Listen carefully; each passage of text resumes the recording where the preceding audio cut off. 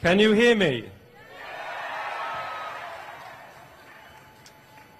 I am here today because I cannot be there with you today. But thank you for coming. Thank you for your resolve, your generosity of spirit. On Wednesday night, after a threat was sent to this embassy and police descended on this building, you came out in the middle of the night to watch over it. And you brought the world's eyes with you. Inside this embassy after dark, I could hear teams of police swarming up into the building through its internal fire escape. But I knew there would be witnesses, and that is because of you. If the UK did not throw away the Vienna Conventions the other night, it is because the world was watching. And the world was watching because you were watching. So the next time somebody tells you that it is pointless to defend those rights that we hold dear, remind them of your vigil in the dark before the Embassy of Ecuador.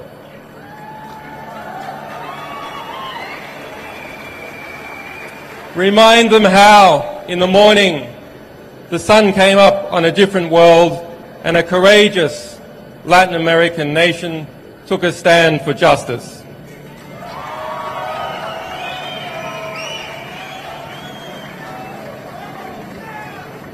And so to those brave people, I thank President Correa for the courage he has shown in considering and in granting me political asylum. And I also thank the government, and in particular Foreign Minister Ricardo Patino, who upheld the Ecuadorian Constitution and its notion of universal citizenship in their consideration of my asylum. And to the Ecuadorian people for supporting and defending this Constitution. And I also have a debt of gratitude to the staff of this embassy, whose families live in London and who have shown me hospitality and kindness despite the threats we all received.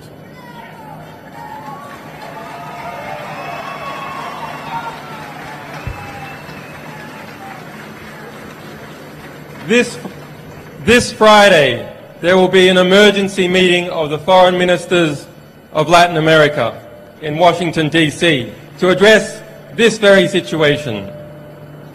And so I am grateful to those people and governments of Argentina, Bolivia, Brazil, Chile, Colombia, El Salvador, Honduras, Mexico, Nicaragua, Argentina, Peru, Venezuela, and to all other Latin American countries who have come out to defend the right to asylum.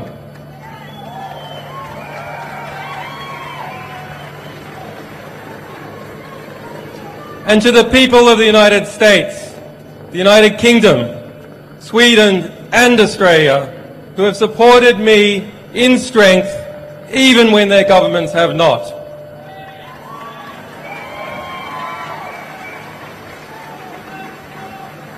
And to those wiser heads in government who are still fighting for justice, your day will come.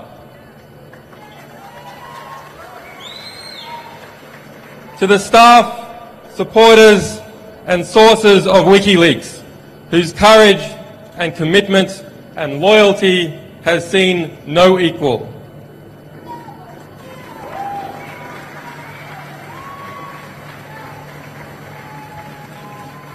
To my family and to my children who have been denied their father, forgive me, we will be reunited soon.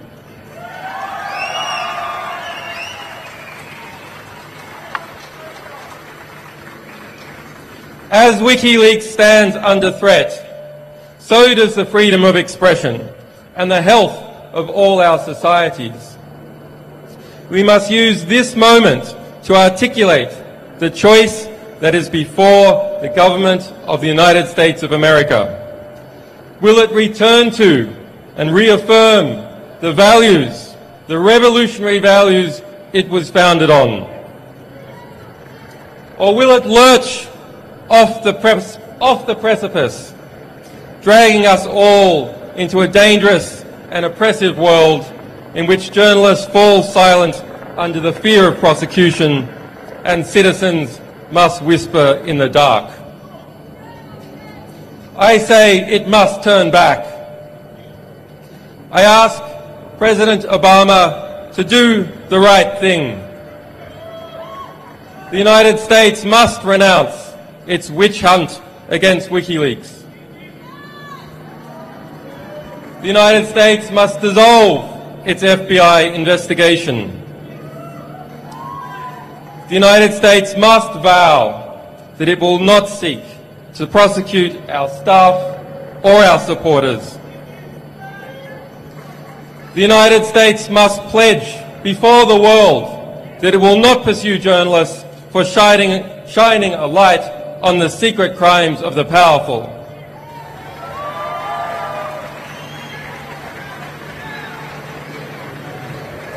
There must be no more foolish talk about prosecuting any media organisation, be it WikiLeaks or be it the New York Times.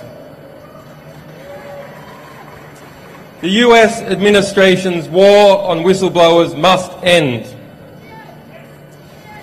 Thomas Drake, William Binney, John Kirikou and other heroic whistleblowers must be pardoned or compensated for the hardships they have endured as servants of the public record.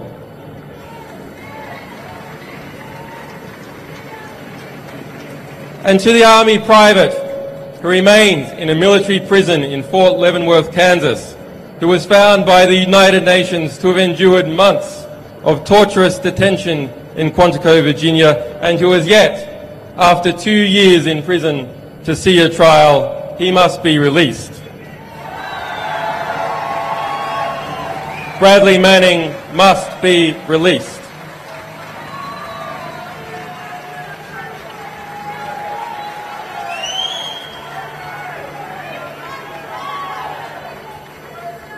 If Bradley Manning did as he is accused, he is a hero and an example to all of us, and one of the world's foremost political prisoners. Bradley Manning must be released. On Wednesday, Bradley Manning spent his 815th day of detention without trial. The legal maximum is 120 days. On Thursday, my friend Nabil Rajab, president of the Bahrain Human Rights Centre, was sentenced to 3 years in prison for a tweet. On Friday, a Russian band was sentenced to 2 years in jail for a political performance. There is unity in the oppression. There must be absolute unity and determination in the response. Thank you.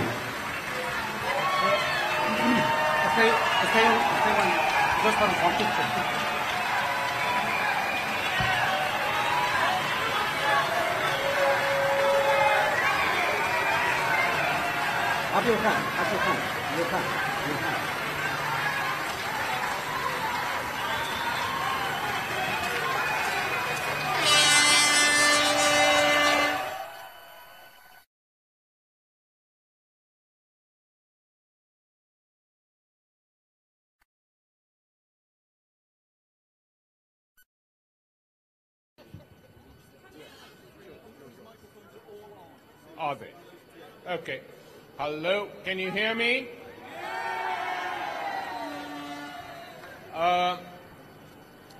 My name is Tariq Ali, and I'm here on behalf of the broad coalition of people here and in Europe and in other parts of the world, South America, from where I've just returned, who are backing Julian Assange and backing the decision of the Ecuadorian government to give him asylum.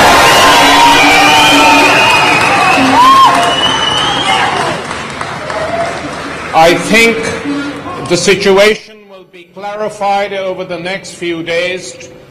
Tomorrow in Washington, D.C., an emergency conference of the Organization of American States has been called, with only 5 members voting against, including the United States and Canada. But the meeting will take place, and there is only one item on the agenda of this meeting, which is the threats made to the Ecuadorian embassy by the British Foreign Secretary.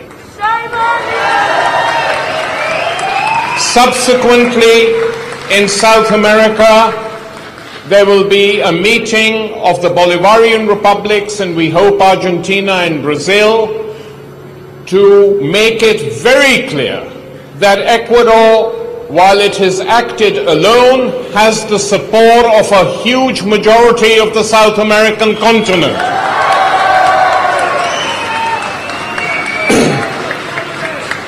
Now, this afternoon we're here to show our solidarity with Julian Assange and the decision of the Ecuadorian government. We have speakers who will be speaking for making short speeches.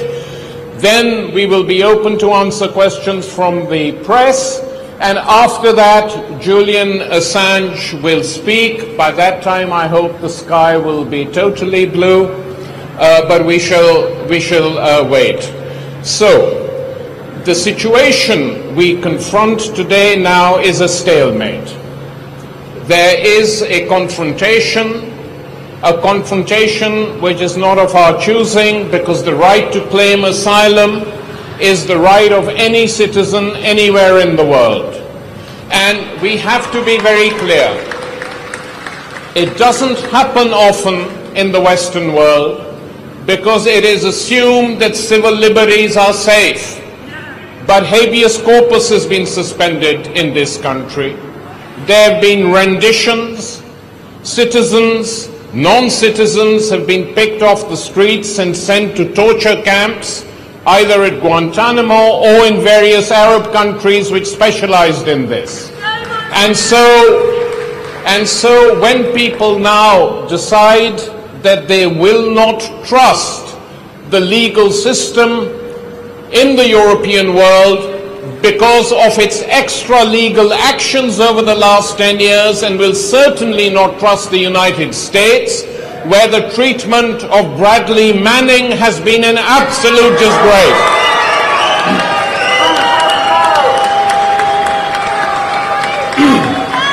So there is a reason for seeking asylum now.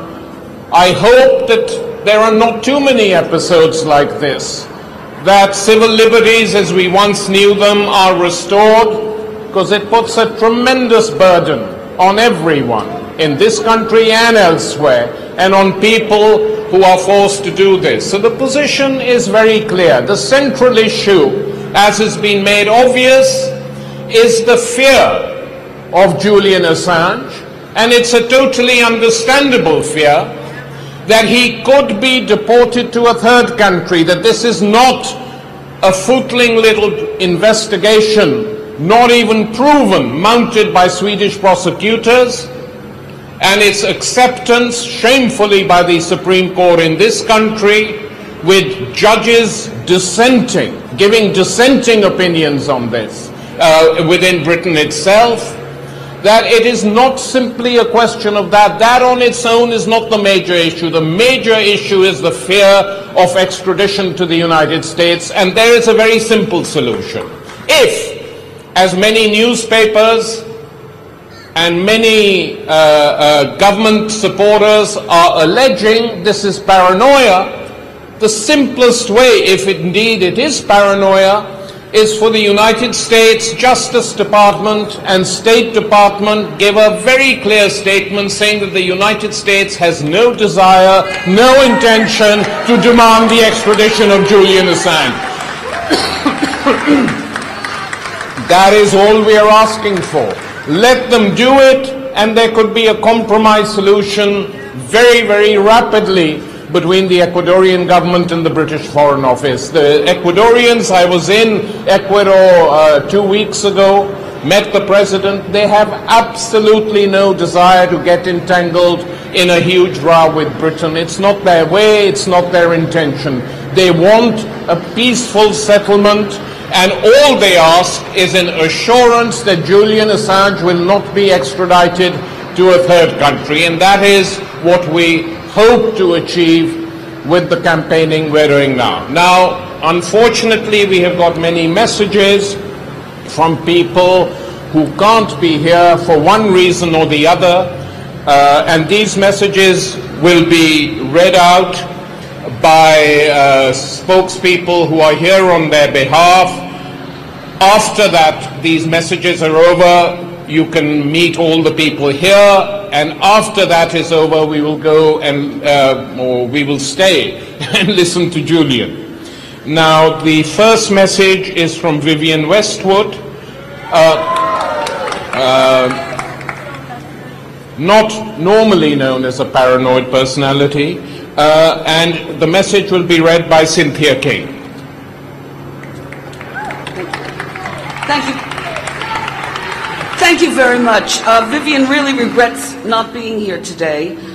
She wants to underline her unequivocal support for Julian, and she's asked me to read out this message, which I received from her this morning.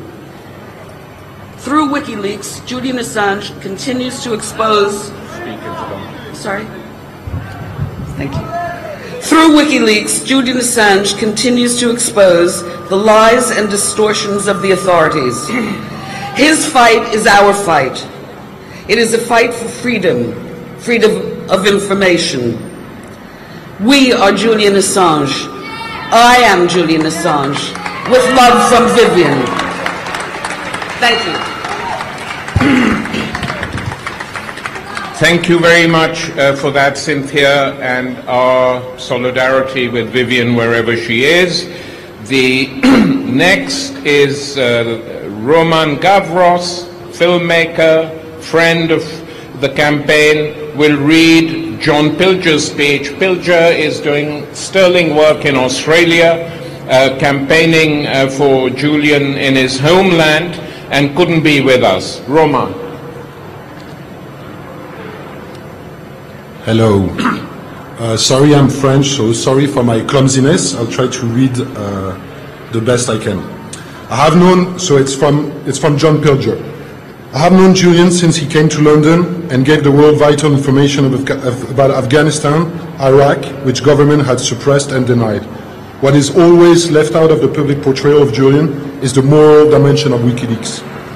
The very notion of morality, of principle, embarrasses those who consort with great power, but ordinary people recognize it straight away and are not embarrassed. They're inspired. WikiLeaks is about the public's right to know and the right to practice the kind of real journalism that made Julian powerful enemies.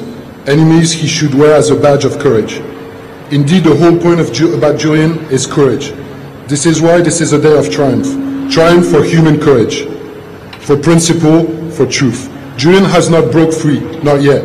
But with the help of Admiral Rafael Correa and his comrades in the embassy, he has seized back the initiative from those who think they have the divine right to rule the world, lie, and commit war crimes in our name. We should celebrate our resistance and salute Julian. John Pilger.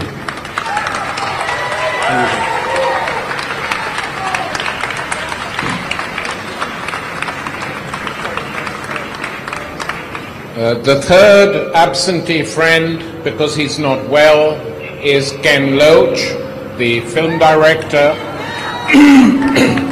and Rebecca, who has worked with him forever, is here to read a message. Hi, everybody. The sun's come out, which is good news. I've been working with Ken Loach and Paul Laverty for a very long time, and with them, we give you this message. Julian Assange needs our support. He and WikiLeaks have exposed the dirty secrets of the powerful. Remember WikiLeaks revealing US war crimes in Iraq, firing on unarmed civilians from an Apache helicopter? Nothing but cold-blooded murder.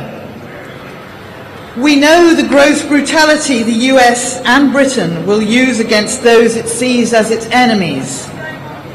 The coups in Latin America, Guantanamo, and now the terror inflicted on Bradley Manning.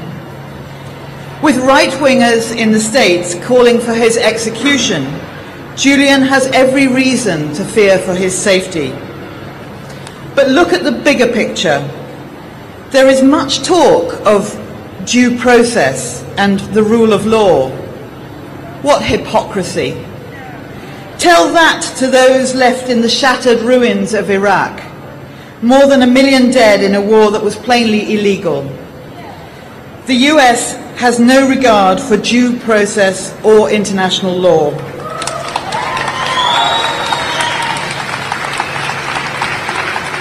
Julian needs the protection of all who care for freedom of information and real journalism.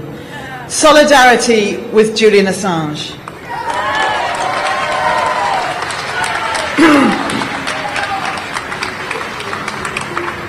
Thanks very much, Rebecca. We hope Ken gets well soon. He is someone also with whom we express our solidarity because he knows what it's like to receive a bad press and many other things. The last official speaker is someone who has a valiant record, someone who worked in the British Foreign Office for quite some time, was a British ambassador. His last posting was to Uzbekistan, where asylum was considered, where refugees were sometimes led into the British embassy in that country. And Craig Murray has now, even though he's not that old, has become a veteran fighter for civil rights, for civil liberties all over the world. And it's with very great pleasure that I now call on Craig Murray.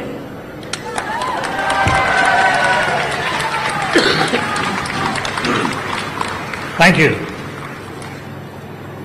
We should not forget what this is about. This is about the persecution of an individual who has made life much more simple and more productive for whistleblowers in the information age, and in an age when, as Western governments become increasingly authoritarian and civil liberties are diminished, we need whistleblowers more than ever to protect the rights of all of us.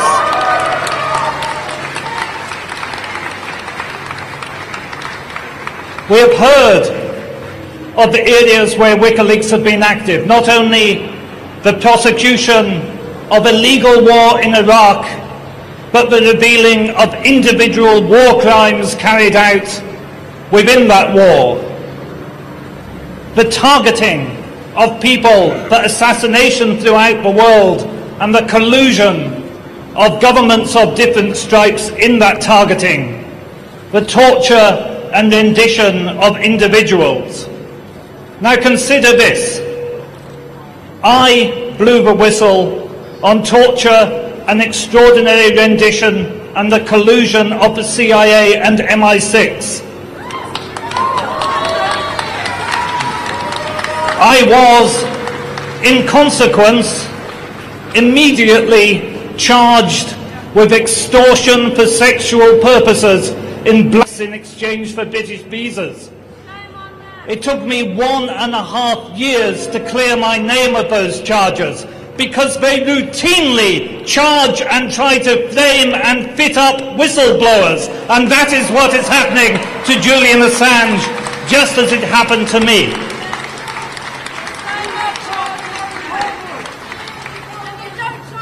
I shared a platform across the United States with a very brave lady, Brigadier Janice Karpinski, who was the senior woman in the United States Army. She blew the whistle on the fact that she had seen documents signed personally by Donald Rumsfeld authorizing the torture at Abu Ghraib. The very next day, she was charged with shoplifting. I could name 5 or 6 examples straight away of individual whistleblowers who are always immediately charged with offences which don't relate to whistleblowing at all, because in the United States and the United Kingdom and apparently Sweden today, just as used to always happen in authoritarian and totalitarian countries, dissidents are not charged with political offences, they are fitted up with criminal offences. That is the state our society has come to. How likely is it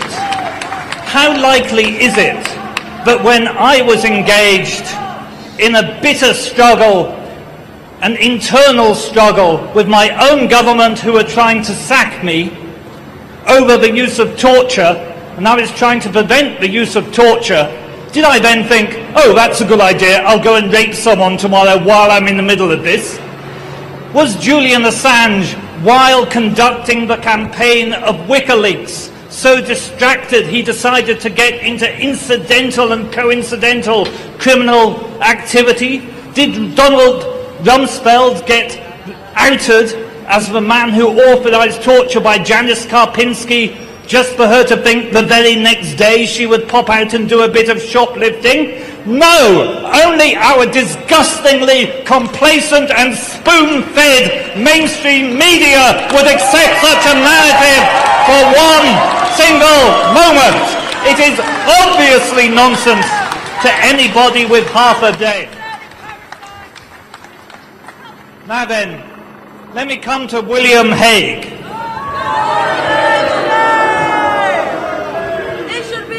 William Hague told us that when he was a student, he used to drink 14 pints of beer a day.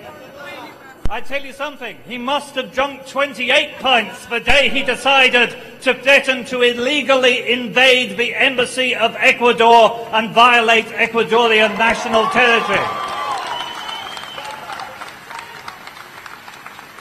The Vienna Convention is absolutely plain. The Vienna Convention of 1961 is the single most subscribed international treaty in existence.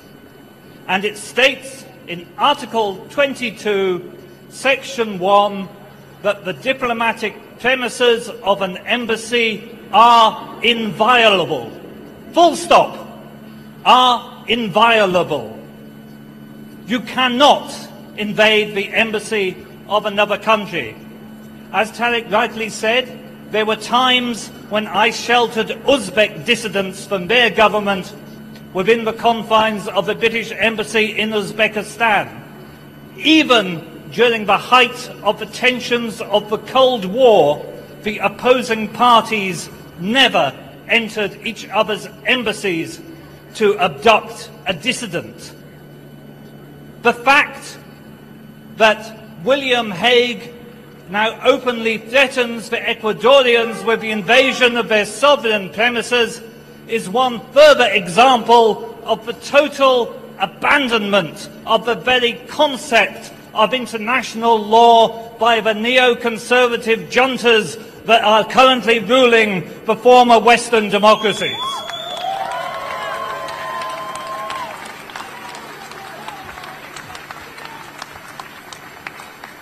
I quoted the Vienna Convention to you. The law that applies within the Embassy of Ecuador is the law of Ecuador. when I served for over 20 years as a British diplomat, if I'd ever murdered my ambassador in the embassy, and there were times I was tempted,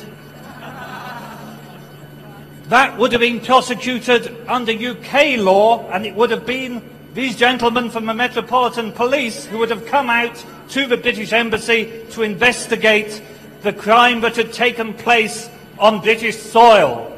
And I tell you this, in international law and in Ecuadorian law, whatever British domestic legislation may say, if the Metropolitan Police enter the premises of the Ecuadorian embassy, they are subject to Ecuadorian law, and they are committing a crime under Ecuadorian law for which those individual policemen are quite rightly liable to prosecution.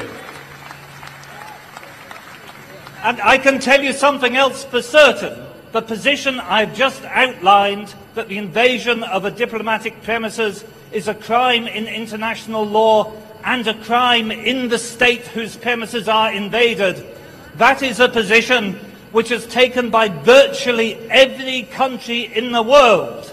And it is a crime which is eminently extraditable.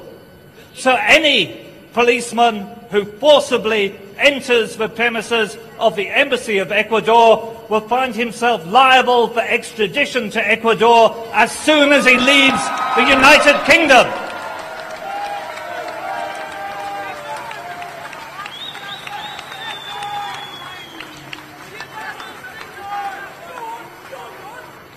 Ladies and gentlemen, I thank you all for coming here to listen.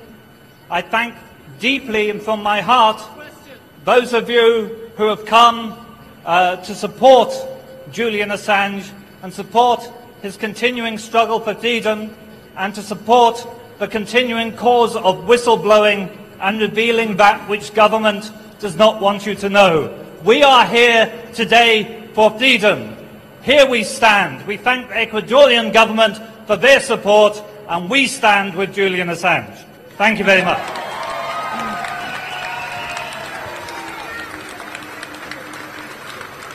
Friends, we are almost ended this first part of this afternoon's events, but before we open it to questions from the press and before Julian speaks, I think one aspect of all this has not yet been dealt with, and it needs to be understood, especially in the Western world. Why is it that an Australian citizen facing prosecution by a European country decides to appeal for asylum to a South American republic? And the reason for that is that for the last 10 to 15 years now, huge changes have been taking place in South America. And these changes are very interesting. For a whole while, as many of you will know, South America was governed by military dictatorships of one sort or the other, backed by the United States and its European partners, and allowed to do whatever they wanted. They were taught how to torture, they were taught how to kill, and they carried on doing it till the changes began.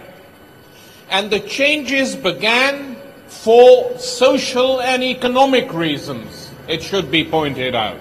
The changes began when the people in Venezuela, who were the first, said enough.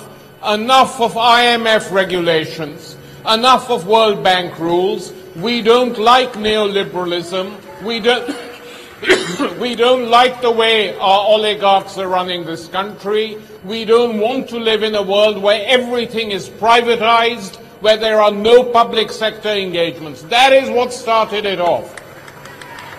And there have been more elections in Venezuela than in any other country of the world since that time. Referendums launched against, won by the Bolivarians.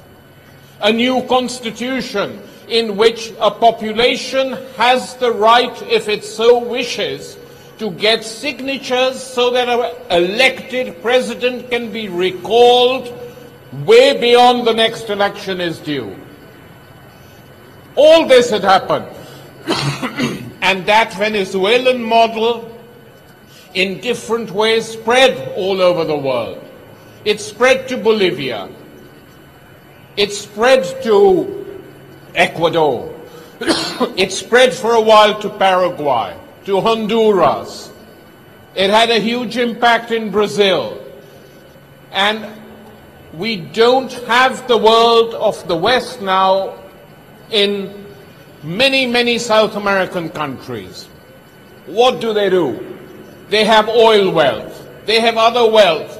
They don't allow it to go to the fat cats. They don't allow it to go to bankers. They spend it on free education. They spend it on hospitals. They have created new universities free of charge for poor kids. They refuse to follow the Western model where everything is privatized, including the armies and including the police force now we hear. Everything is being privatized, for somehow these people feel it's better. The train system is privatized here. In South America, they're trying to construct a new one. And so these radical social democratic governments in South America are today, in my opinion, offer more social and human rights to their citizens than the countries of Europe, leave alone the United States. And that is why Julian Assange applies for asylum to Ecuador, because this is a country which is determined to be independent. It has asked the American military base in Mantua to leave the country. And when the United States objected, Rafael Correa, the president of Ecuador, said, okay, if you want a base here, let's have equality. Why can't we have a military base in Florida? To even ask the question is considered crazy. And there was no agreement. Out went the base. A new constitution that defends human rights. A serious attempt to defend the ecology of the country. Social spending has doubled. And for me, human rights mean nothing unless there are social rights as well for the ordinary people of a country. The two go hand in hand. And it is these changes in South America which have now come to the fore in a big way by this one event. But that is why Julian Assange appealed to Ecuador for asylum, and that is why I think in this week that lies ahead, he will receive the backing of a large majority of the South American continent. And the Europeans, European governments and European citizens, if they wished to, could learn a lot from South America today. Just change your gaze. The gaze of Europe is constantly fixed in the direction of North America. They should just shift it, at least for a year or two, to South America, and maybe conditions and the lives of ordinary people who live in Europe would be improved as a result. Instead, despite this huge social and economic crisis, they go on as if nothing's happened. Well, for them, nothing's happened. For ordinary people who live in this country, whatever their class, their creed, their color, they suffer. And they react angrily sometimes. And South America offers the beginnings of a model against that. Thank you very much. And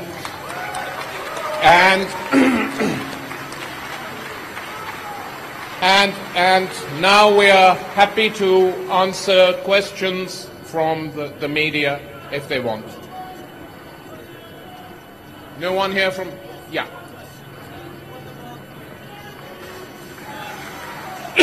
We'll repeat your question. Ask it.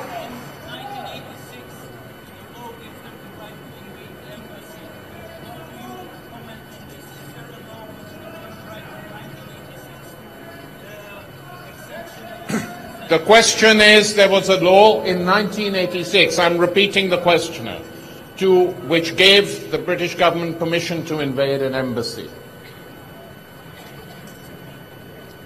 Domestic law cannot simply override international law. The Chinese government could pass a law saying they had the right to invade the British embassy, but that would be in conflict with the Vienna Convention, to which China is a party. Domestic law must conform with international law to which the state is a party. When I said that any policeman who entered the Ecuadorian embassy would be subject to the law of Ecuador on diplomatic premises, that undoubtedly is the position within international law, whatever British domestic legislation may say.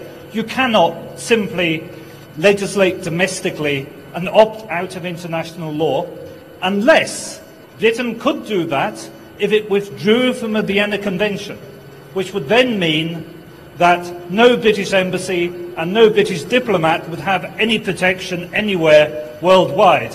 And one thing I can tell you for certain is that the British diplomatic service is extremely unhappy at this threat by William Hague. I've spoken personally to British ambassadors who are very, very unhappy, because not only does it make every British embassy around the world liable to invasion, it also makes us look very, very stupid, because no country, not one country, has come out in support of William Hague's interpretation of international law.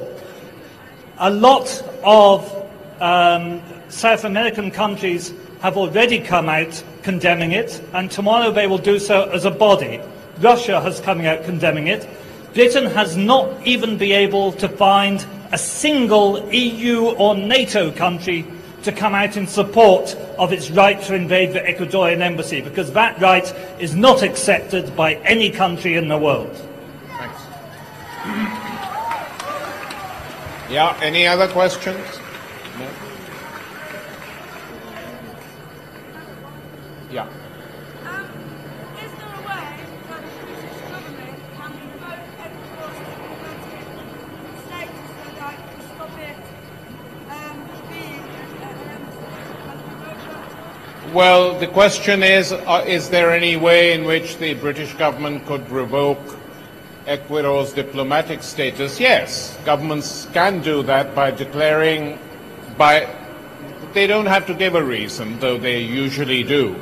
Not just the British government, any government can do that by declaring particular diplomats or entire diplomatic mission persona non gratis, which means all the diplomats would have to leave the country and relations with that country would be broken off. But I don't think anyone is suggesting that that is what is going to happen, because it would be a huge escalation. And as I pointed out, they might then have to break off diplomatic relations not just with Ecuador but with several other South American countries, which not even the craziest person in the British Foreign Office is going to recommend.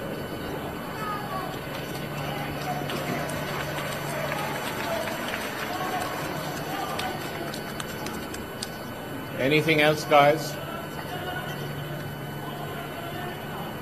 Yeah, okay. Well, thanks very much. We will now remove ourselves and wait for Julian, who will be speaking in about 10 to 15 minutes. Thanks.